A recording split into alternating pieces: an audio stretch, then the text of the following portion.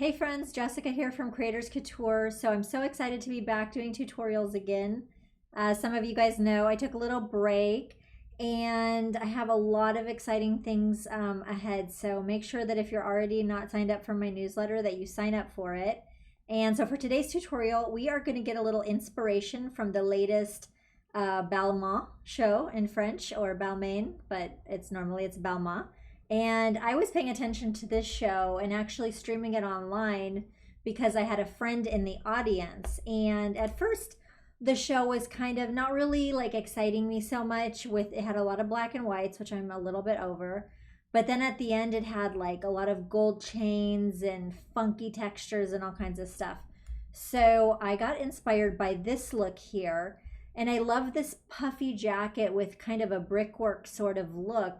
And I love the effect of the shine on the jacket. And I thought that would be something really fun to play around with like wet paint brushes. And then I saw like the gold chain accents and I'm like, wow, this is really fun. I like the motif and I think we could do some fun things. So in this tutorial, we are using actually exclusively the wet paint mixer brush, and we're using it with wet and dry settings. So follow along and I'll show you like some ideas of what you can do with this look. So right here I've got the look on the left, and I've got my handy gold palette, which a lot of you guys are familiar with if you've used my 24 karat gold collection.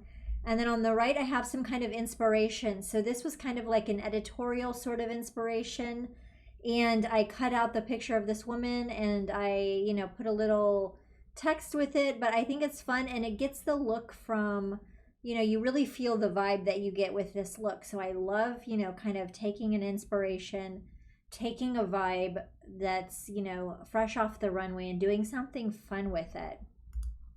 And then also I did like just took me like 2 seconds. I was playing around with doing a monogram.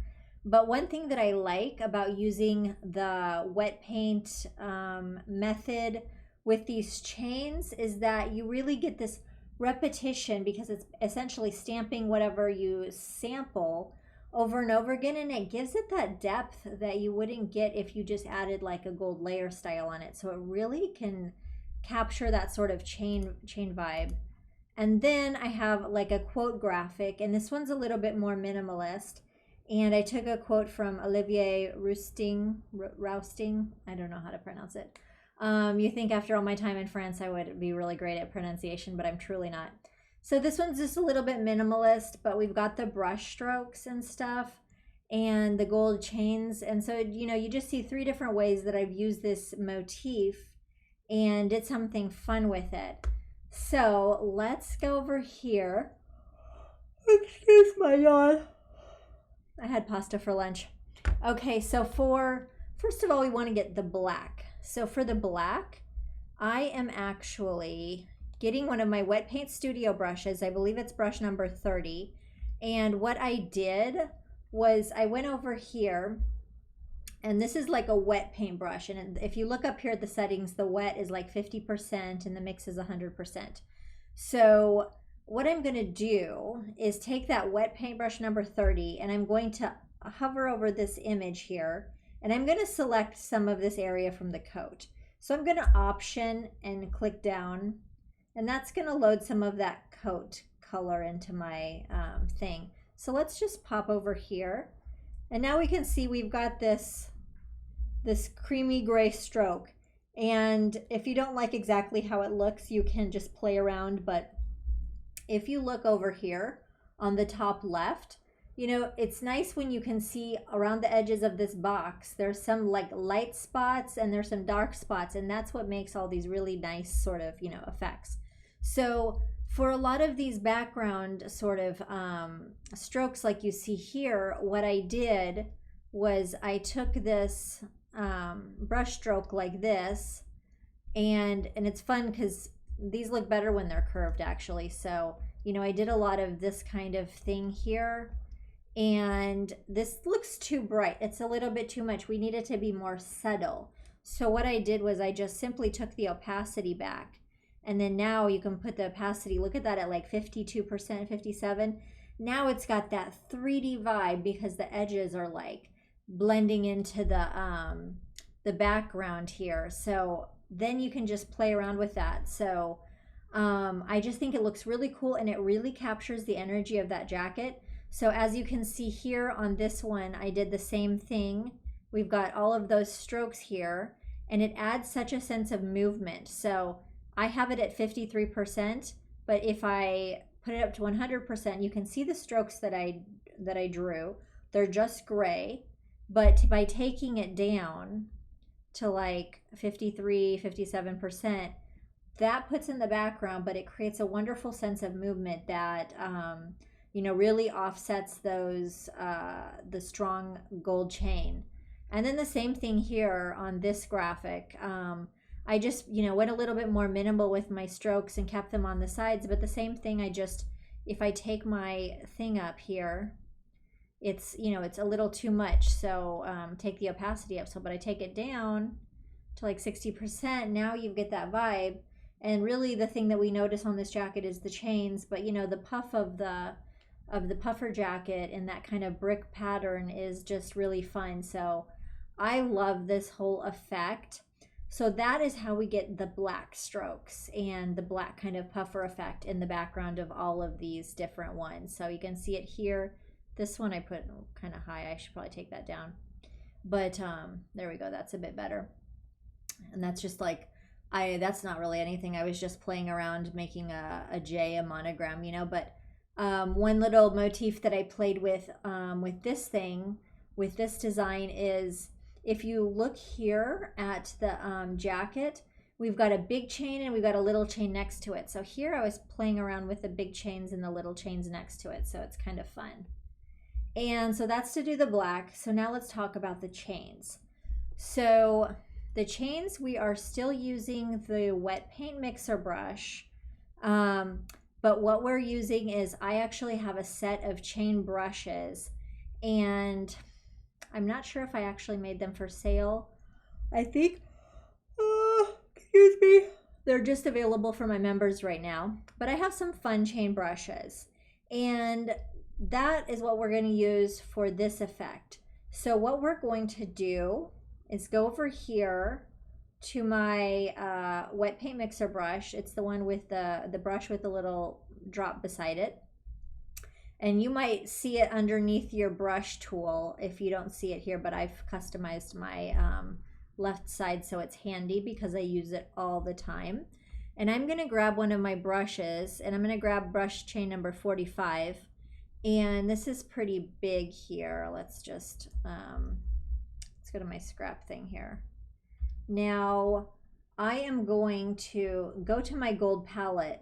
Now, and for this case, I would not sample from this image because there's not enough gold altogether. So you want to get an image of gold, or use an image you have, or use my gold palette from my 24 karat gold collection.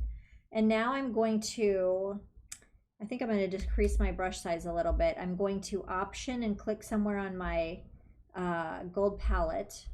And then I'm going to go like this. And you know, you can play around with how big the chain is. If you like how the gold looks, cool. If not, sample another area on the palette. So it's always going to be looking different, you know, like here I'll sample in the dark. So you can do all kinds of things. Now the one thing that's very key, oh shoot, no, I don't want a wet setting. This is something I missed. One thing that you want to do first is, before you select your, you know, upload your gold into the thing, go over here to the top and go to dry heavy load, because we don't want any mixing. Although with the chains, it doesn't really mix that much, to be honest. So, because they're not overlapping that much. So I'm gonna just go here and grab a different area and play around. So just select, you know, option click into your gold palette and then play around. And you know, you can get different ones each time. One little tip that I will suggest to you is, if you select, you know, option click and select some colors, image colors that are going up into your brush like this. This one looks great. I wouldn't like enlarge the brush too much, because it enlarges those pixels, but you selected the pixels at a smaller size. so it could look grainy. Or if you take it down too much, it might not have the same effect, or it might have a better effect. So, you know, you never know, but let's hear. Here's a couple brushes that I selected. This one's a darker one, and I use this one around the... One thing that was fun here is, I'll show you kind of what I did here. So I had cut out this woman here, and I just made a layer below her, and I took this is like the brush number, the chain number 45, and I had loaded some gold up into it. And one thing that you want to do is, if this is like, you want to keep a steady stroke, or you can't, you know, maybe you want, like, you're worried, you know, you want to make sure it looks really smooth. If you go up here to the top, take that brush smoothing up to like 90%, and then it goes slower and you kind of can't mess up so much. So I did that when I went around this girl, and I kind of made this like chain around her thing. And this is kind of a cool inspiration for, like, you know, an editorial design, or if you were designing maybe like a album cover or template, or, you know, I don't know, whatever. But, you know, you can have some fun with that. So that's what I did. I made it like look a lot nicer though, because I think I had I could see where her outline was a little bit better, but something like that. So it's kind of just a fun, here's the good one that I did. And so that's just kind of a fun thing, you know, collage effect. It's a little bit collage. You could use it for a magazine layout, or who knows. And then with a smaller brush, then I just hand wrote this wording up here.